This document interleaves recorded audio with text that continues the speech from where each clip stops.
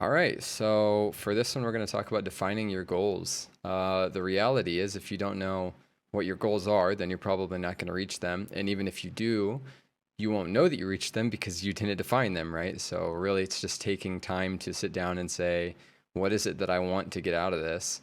And then the same thing with success. You won't know if you're being successful if you can't define what success is, right? This is pretty basic once you put it down for what it is. Um, but it's sometimes spooky, and we say, well, I'm afraid if I write down what success is, then I'll just get in a mindset of only focusing on that thing. And I mean, it doesn't have to be that way, but if you want to know if your ministry is successful, you will never figure that out if you don't know what success looks like for you. And the same thing is true for your online ministry. If your church is if its mission for online is to grow the local church, then that's your goal. And that's going to look like a very different objective than somebody who says that my online mission is to just be a first touching point for people. And if they never come through our doors, that's okay, right? Like the way that they're going to treat their online is obviously going to look different than somebody who's trying to get them into the door locally.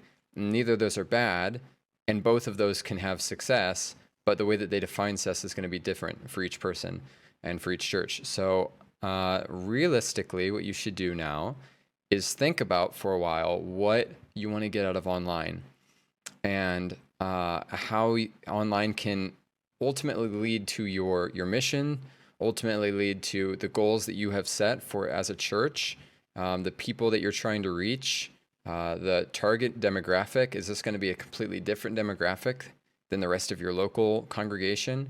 Is it going to be online within the close proximity of your church?